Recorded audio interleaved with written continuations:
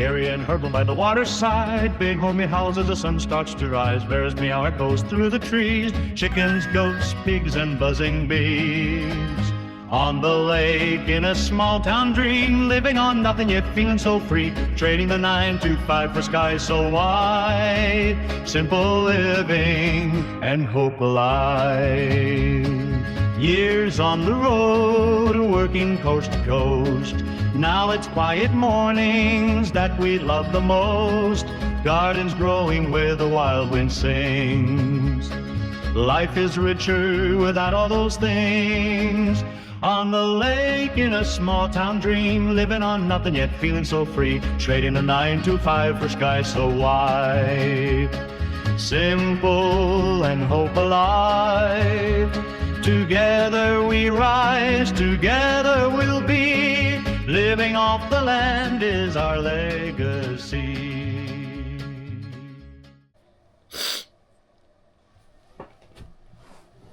I'm not sure why it looks always weirder on camera, what you look like in the mirror. Good morning. I'm sitting here in my cabin by myself. Well, not by myself. I have Vera. And it's a nice morning. It's been about 60s in the morning, so I'm sorry, I'm snotting because I am allergic to, where'd she go? Cats. So sometimes I get like going and then I can't. I try not to take any meds, so. But I just, this morning is nice. I'm by myself, so I thought I would quickly talk to y'all about kind of what this weekend made me think about. Because I've been by myself. Herpel went down to San Antonio to stay with Herpel and Herschel. And they went and saw Herpel's family, so I stayed here, took care of everything. And it kind of crossed my mind about talking about the whole, what a lot of people call homesteading. I'm not really sure, I know it's like a wide range. So it can be homesteading in a subdivision. It can be homesteading out on some land. It can be homesteading out on some land with nothing, which people call off-grid. I used to use the term mid-grid because I wanted to be honest. I didn't want to say like we were completely off grid because I don't know if anybody can be off grid now unless you go in the middle of Alaska or something where people don't even know you exist. But we are definitely have to haul our water in. We definitely have a 260 square foot home.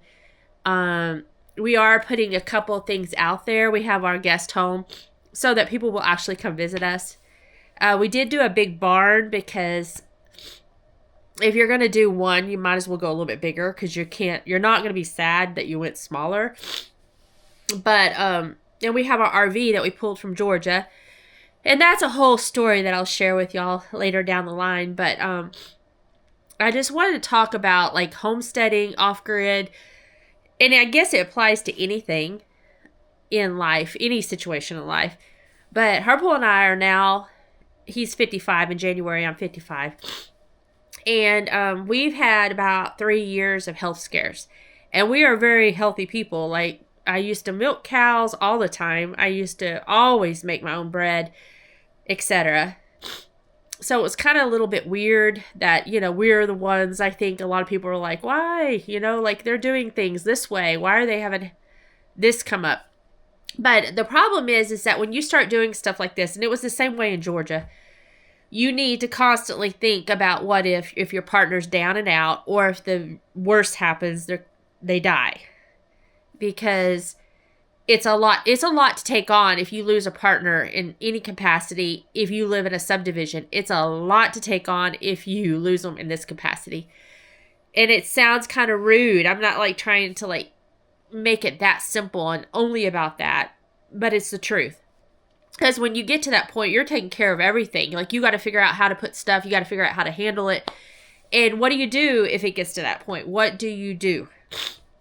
So, I've always operated, even when we lived in Georgia and had a farm there for 20 years, is that I always had to have a backup because we didn't have any family in Georgia. So we obviously still needed to go see family.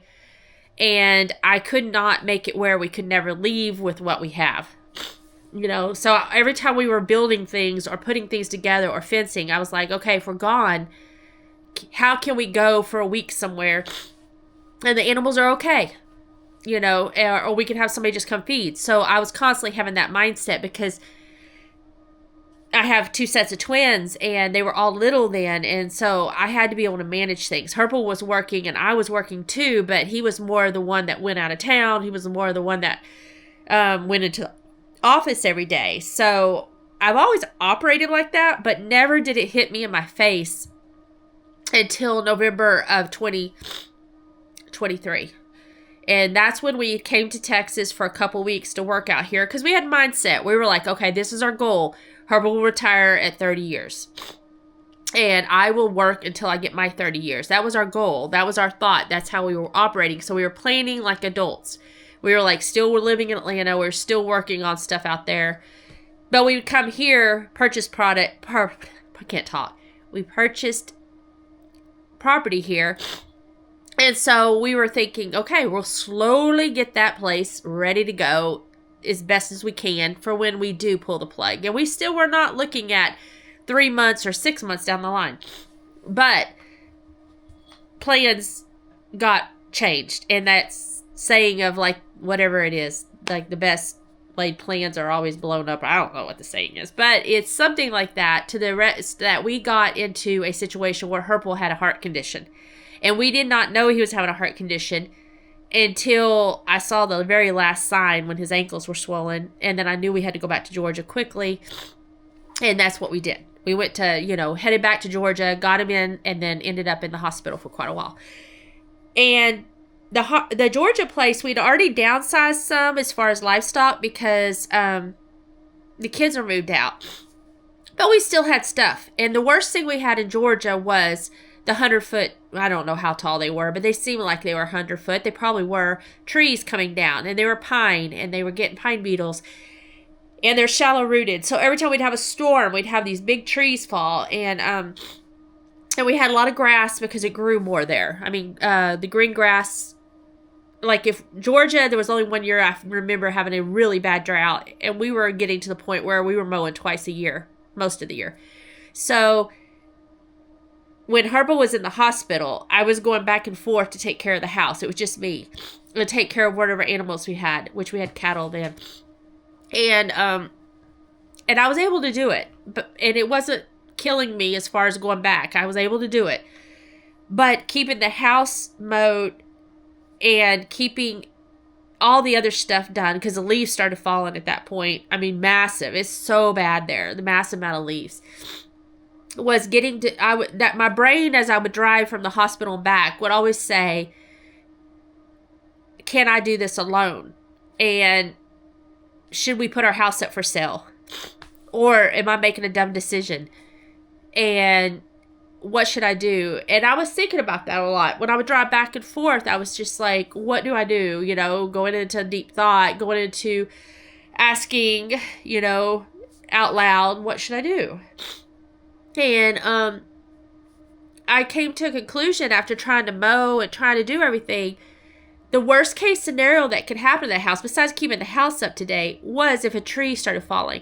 I could do almost everything Herpel can do. He's a lot stronger than me. He's mechanically a lot better than me. But I definitely cannot get out there and move and cut trees. Like, that would be too much. And that's at a point where I was knowing that we can't keep going on this place in Georgia. And we had our RV too. So I talked to Herpel when I was back at the hospital. I'm like, I'm going to move forward on putting the house up for the market because we have our RV. We'll live in an RV until, you hit your 30 years in Georgia. And he was for it. So we put the house up for sale, with the idea that what will be because it had to sell still. So like if it didn't sell, then maybe it wasn't meant to be. Or if it did sell, this was the right decision. So we did that. And we were in and out of the hospital, I think 4 times. And he was in the hospital the week before the house was closing. So it was just a crazy time. And we did sell the house. we did get it done, which is crazy because it is 15 acres out there and it was really close to Atlanta. So the demographics are different on who would want to buy land and manage it like that. It's not like you're really out in the country anymore. So we did that and sold the house, pulled the RV to, we had a storage lot in Villa Rica, and we headed, my dad and my brother came. They helped us move everything to Texas, and we put it all in storage unit here. And with the intentions we were going to live in the RV so Herpel could go into Atlanta once he got himself back into gear. A lot of this was being caused by work, or work was exasperating his condition, because it's a long story there. I will go into that but later. But all this was coming down, and it was a humongous amount of stress. We dealt with that. And then it came down to the new administration had changed, and we had to decide. We had other situations happening, and that's when we decided that we'll go ahead and take the early out with what they were offering with the government. And officially today is our last day of pay. So I took the early out. So we were both now officially on this property, and we're both officially out of the government starting tomorrow. And you have to constantly think about what ifs if you're going to. Herpel left for this weekend, and it's a lot. Like, you know, every time we buy livestock, we bought hogs, we got goats out here now, and we have chickens, and we're starting a larger chicken process. We're starting a store in town. And I constantly need to think, and he does too, because I've gone out to be with my kiddos before. Can we leave for a week and the other person can handle everything? And that needs to be something I wanted to point out. If you especially choose this lifestyle, you can choose other lifestyles and you still need to think that way, but especially this lifestyle, because it does take on a little bit more responsibility. Can you do this stuff by yourself? Can you, can you haul water by yourself? Can you hook up the trailer by yourself? Can you manage when an animal is sick by yourself? And what I dealt with, can you manage when they get out by yourself? Can you manage our place in town this weekend sprung a water leak? I did have my brother nearby, but all this stuff starts to make your mind think that you could someday down the road, and not trying to be morbid, but you could be doing this by yourself, especially when you start hitting 55. That's a reality in life. When you hit 55, when you hit 50, when you hit 40, actually, because life is, you see all these situations and it's not cut and dry. Like, sometimes people are so young. Sometimes people are our age, which we thought was young, but now we're realizing it's not. We know people that have just left. Like, they were awake one day and then they're gone the next day. And we had a realtor that we went and looked at a house, maybe just thinking about if we had some investment property. And she lost her husband like the week before, and they were in their late 40s. Like, he went to the ranch and never answered his phone, and that was it. So I guess even if you're in your 20s, and I'm watching a lot of these YouTube videos, always make sure, I think it falls more on the females, always make sure that your wife or girlfriend or your significant other can do this stuff. So earlier, my the actual camera died. But I wanted to finish up this video because I don't want to be doom and gloom. And we don't have a huge amount of followers. And maybe someday we will. But I just kind of wanted to just point that out for anybody that is watching our videos and maybe, on this kind of style of living. Maybe there's others that doesn't really have to be this style, but it kind of helps people think about it before it gets to that point, is to just think about things. Don't put it off on what to do. If something does go down, start having those talks. And we hadn't really had those talks, but I always had it in my mind and try to set things up. And it becomes still really hard when it happens. It don't matter if you had thought about it and kept things straight, and it's still really hard. But it's important to have a partner that can do the work and also the mindset to be able to handle this kind of workload, because it is a lot.